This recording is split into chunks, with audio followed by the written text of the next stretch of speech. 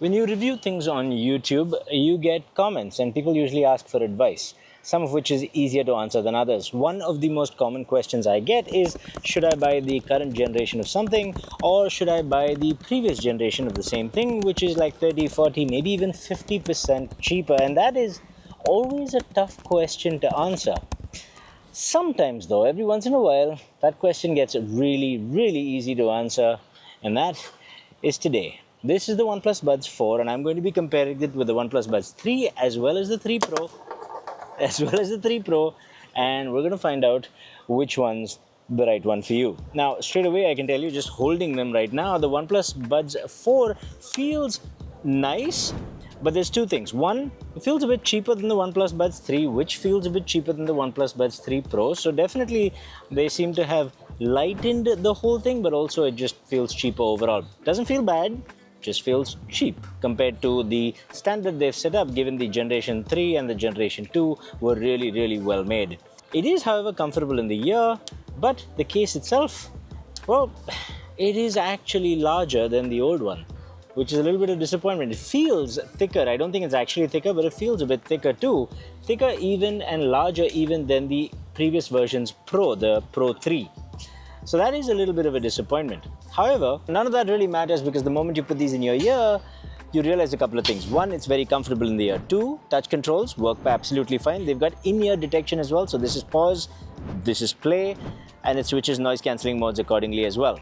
The touch controls have a little indent to tell you where your finger should be touching, which is a nice thing. You're not fumbling around to see which part of the stem you need to touch. Also, volume is a swipe up or swipe down. I like that control, and it works as advertised. It also comes with a Hey Melody app, which is always confusing to me why it doesn't just say OnePlus app. But the app works fine. It's reasonably polished. It's got a couple of nifty little features. This thing has dual multi-point and all that jazz, but you're not here for me to read the spec sheet. I could tell you LHDC and all that, but it doesn't really matter. What matters is what is hitting me right now, and that is the sound quality. And when I say sound quality, I mean noise cancelling, transparency, as well as sound reproduction. So we'll talk about all of that. But instead of just me telling you, I've gone ahead and actually measured the performance for all these, as I always do on all my videos. You should subscribe to this channel if you want that kind of content.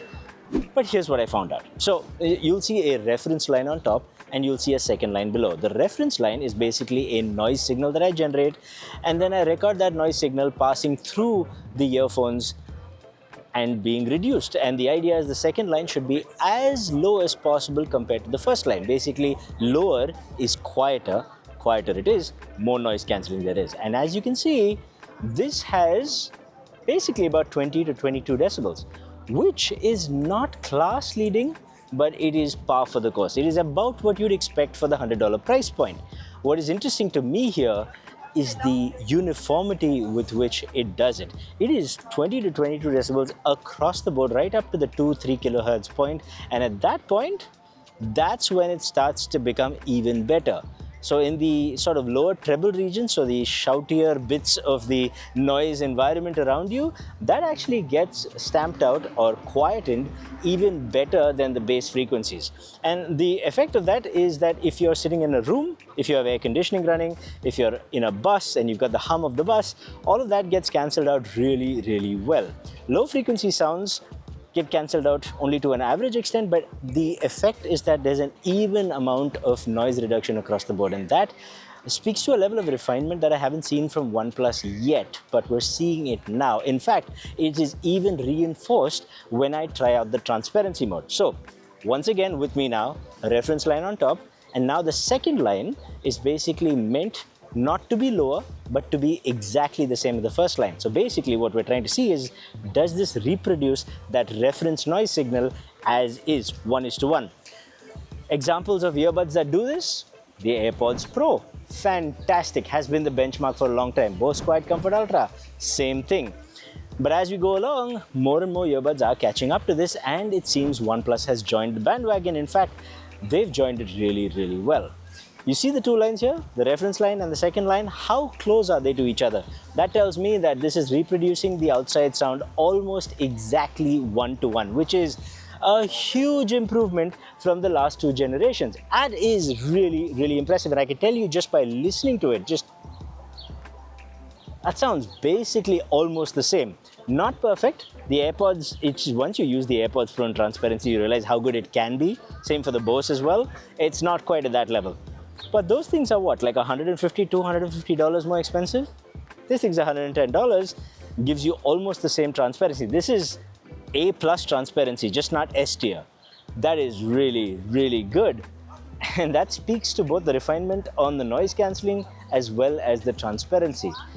Which brings us to sound quality. Now, before we get to sound quality, I just want to talk about two things. One is 3D audio and the other... Oh, there's a car coming. Never mind. I think he's meant to go down there. Sorry.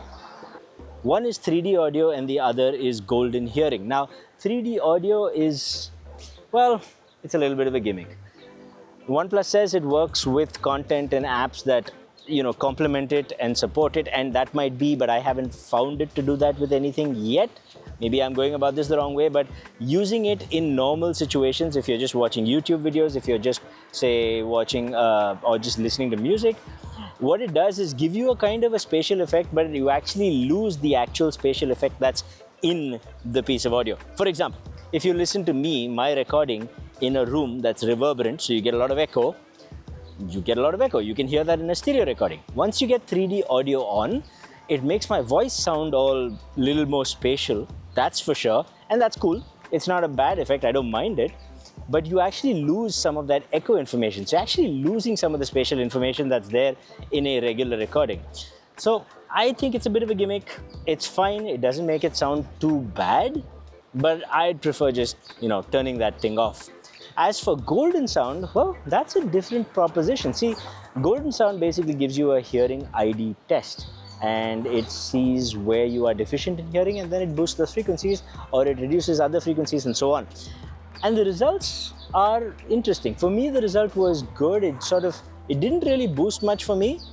I guess I have okay hearing, but it did make a better frequency response, a better sound signature. But because of the nature of golden sound, I can't guarantee that you will get the same result. What I can do then is talk about what sound you get just out of the box. So let's talk about it.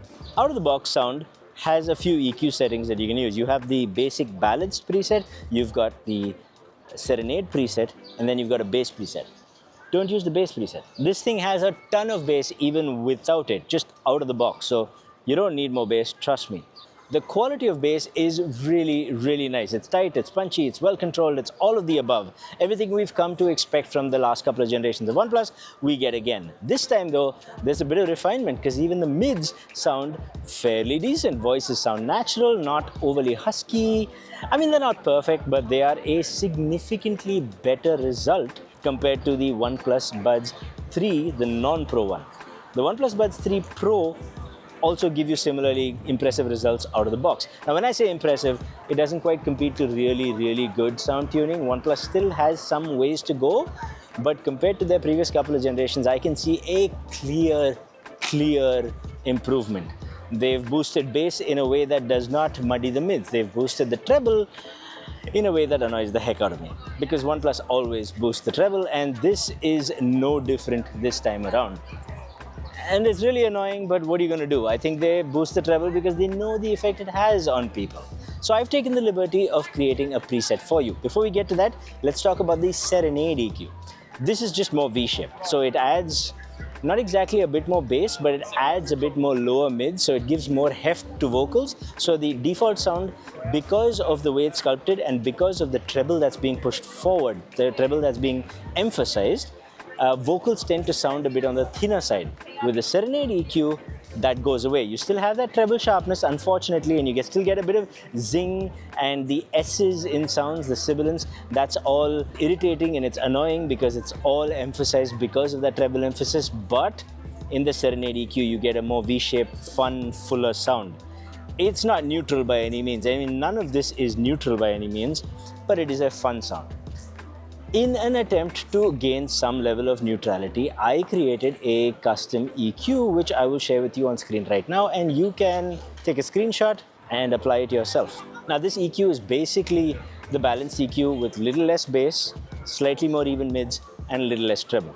You will probably find this not a very good EQ, not very exciting, because we've gotten so used to just pumping bass and treble into our ears because all the brands are doing it, that we find more relaxed sounds, well, boring. I think you should spend a little time with these recommended EQ that I've given you. It doesn't solve the treble issues because the EQ they've given us doesn't have the bands required to actually pull back the treble in some very specific frequencies that are annoying. But overall, it should sound a little more relaxed, a little more spacious, and a little nicer while still keeping that bass heft. Now, when it comes to bass, which we have to because this is OnePlus, if you want mid-bass thump, then in the custom EQ, the 60 Hz slider, that's what you want to manipulate up and down. If you want more vocal heft, more warmth in the vocals, that's the 250 Hz slider. If you want sub bass, you know, that deep rumbly bass that comes in a lot of cinematic scenes, then you need to use the bass wave slider. That's the only thing that will change the deep rumbly sub bass. I've set it on -3, but play with it and see where you like to keep it. Other than that, honestly, I am disappointed with the treble here. I think it's uneven and I think it could have been done much, much better.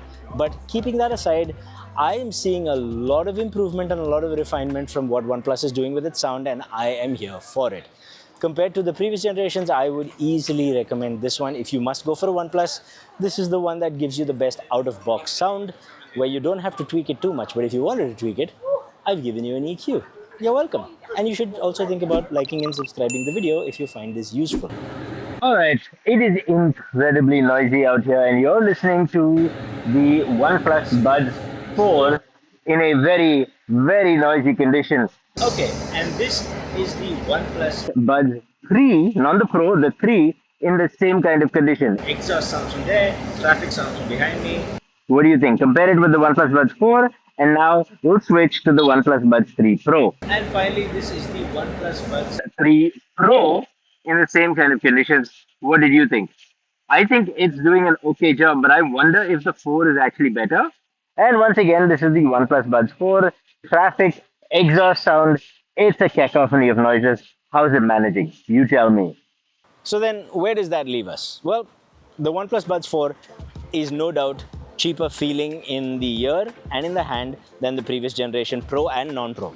And it's a larger case, which is annoying. But once you put it in your ears, it's comfortable, touch controls work fine, it's got great audio out of the box, a noticeable improvement in audio quality from the non-Pro version, and quite honestly, almost on par with the Pro version. Does need a bit of EQ, but I've provided you an EQ that is going to satisfy, I think, a lot of people. Plus, you get transparency like the previous generation simply doesn't give you, not even the Pro version. And you get noise cancelling that's not only pretty decent, verging on good, but also very consistent across the frequency range. It's a level of refinement we're seeing in the non-Pro version that makes me very happy, because it's not very often you get to talk about a brand that's actually every single generation making things better in some way or the other. That, in my book, is solid improvement. So shout out to OnePlus. They didn't send me this, I bought it myself. Please support the channel by becoming a channel member, and you could stand to win things because I give away things to the members. And otherwise, just subscribe and like at least if you enjoyed the video and you thought it was helpful. Till next time, stay happy, stay peaceful, stay colorful. Namaste.